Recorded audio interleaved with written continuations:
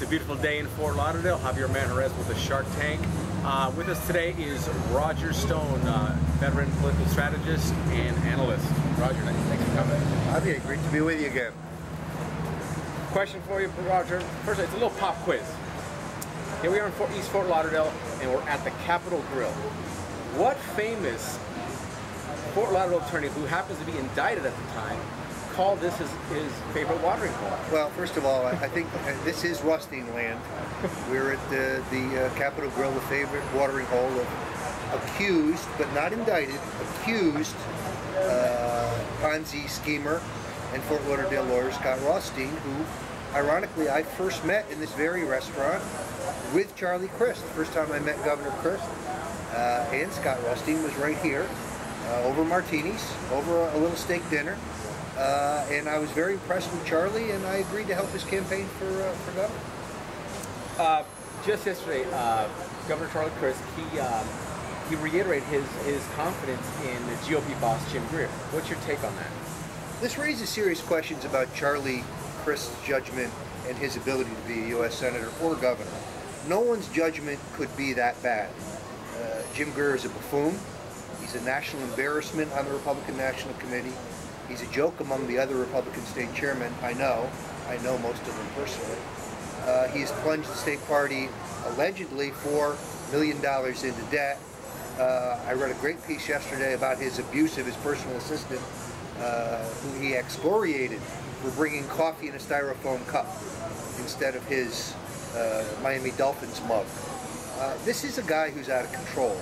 This is a guy who should never have been given fiscal responsibility. And I think the real tragedy is John McCain came this close in Florida, yet Jim Greer held back $1.4 million in federal funds that could have made a difference. So, federal party funds. So, I think Charlie Crist is off base. Jim Greer has to go. If he doesn't go, he will harm the entire Republican ticket, including Bill McCollum, Jeff Atwater, and others. Well, he also didn't support Alan West and other congressional candidates last year. I mean, maybe they're going to maybe think of helping them out this year. Now that Ed Lynch is having a special election in April, maybe they'll try to make amends in that way, but I hardly doubt it. What do you think?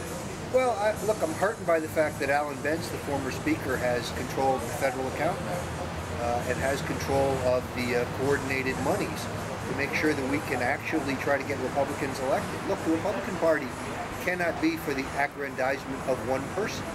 And the cult of Charlie Crist, which may have looked terrific a year and a half ago, I think is helpful. Now, I'm a strong supporter. I was a strong supporter of Charlie Crist in the governor's race. Charlie told me in this very restaurant he was a Ronald Reagan conservative. And I have defended a number of the pragmatic things Charlie Crist has done. What I don't understand is his rationale for running for the U.S. Senate. He pledged to cut property taxes. He pledged to cut insurance rates. He's done neither, and now he wants to waltz off to Washington for a promotion. Leaves the governorship at risk, leaves the other statewide offices, including the Attorney General's, at risk. Yet he has yet to provide a rationale other than, I want the job. I must say I'm very disappointed. There's a huge division in the Stone family home. I'm supporting Charlie Crist for the Senate. My wife, who is of course Cuban, is supporting Marco Rubio. We have a lot of arguments about this. So far I'm disappointed, but I'm still with the governor. Well, speaking of the Senate race, the latest Rasmussen poll shows just a dead heat between the two, 43-43. What do you think would be Charlie's strategy for victory now? And then I want you to expand on Marco. What do you think Marco has to do to win this race? Well, first of all, if you think about it, we did an interview together for Red County several months ago in which I predicted that we would get to this juncture where, at a minimum, Marco is climbing up Charlie's back in the survey. There's greater intensity among Marco supporters than there are Charlie's, and the race is becoming very close. Most troubling for a sitting governor is that Charlie Crist is under 50%, unheard of for a sitting Republican governor. Couple that with the fact that he has yet to win a straw poll in a major county or a minor county that I know of in the state among the party regulars, it would appear to me the governor's in trouble among both conservative activists and he's in trouble among party functionaries, which is unheard of with a sitting governor. The only way for him to win, in my opinion, would be to raise Marco's negatives as high as Charlie Crist's growing negative. And that means a vicious, dirty, personal, negative campaign in which Charlie Crist attacks Marco Rubio, the former speaker, not only on ideological grounds, but also on ethical issues or so-called flip-flops. I don't think it'll work because this race is not about Marco Rubio. This race is about Charlie Crist. But Charlie will have very superior firepower. He'll have a greater amount of money in the primary. And Marco Rubio is not that well known at this juncture. Even his new name ID is not that deep. And therefore, I think Charlie can win ugly. I think Marco needs to step up his criticism of Governor Crist, but I think that it is more than he's just not conservative enough, he's not a conservative, he's not conservative enough. The tax pledge, violating his pledge to cut property taxes, and violating his pledge on insurance rates, I think are his greatest vulnerabilities. And those are the issues that I think Marco should stay focused on. What do you think of Governor Crist's present strategy of attacking Marco from a conservative perspective?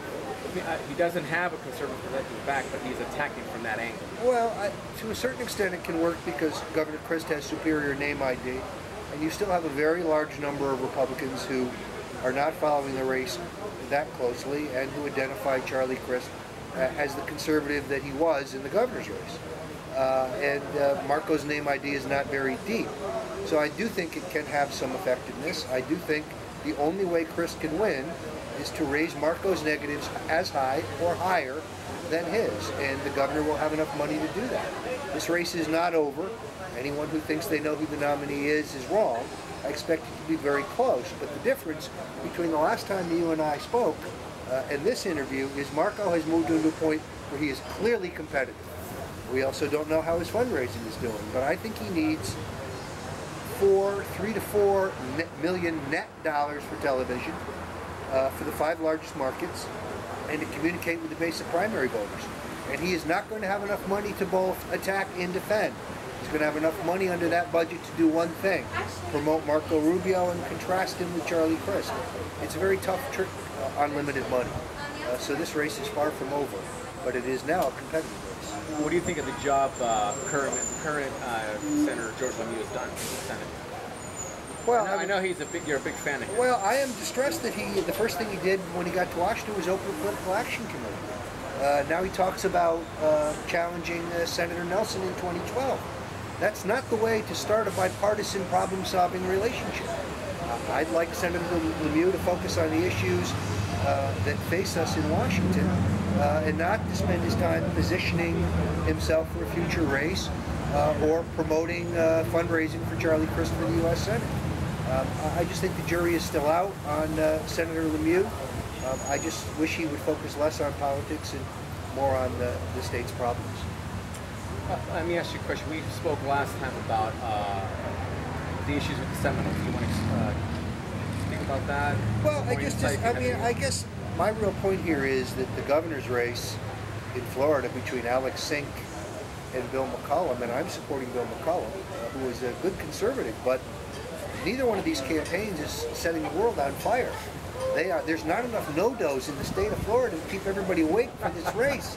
Arguing about who has a stronger connection to the banking industry, Bill McCollum or Alex Sink, is not much of a contest.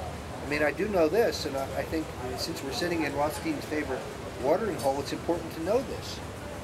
After John McCain lost the election, Scott Rothstein gave money to Nancy Pelosi, he gave money to Harry Reid, he gave money to the Florida Democratic Party, he gave money to Alex Sink, and he essentially changed his stripes. So I would say Democrat money man Scott Rothstein is in the Miami-Dade detention center because he switched before he was busted. And I think he is as big a problem for the Democrats as he is for Charlie Crist. My only point about the Seminoles are the Seminole casinos do not have a legal compact with the state of Florida. They continue to run slot machines, which they are entitled to, but have no compact for illegally. They continue to run blackjack illegally. They continue to net millions and millions of dollars and pay the state of Florida nothing. Who will close them down? Alex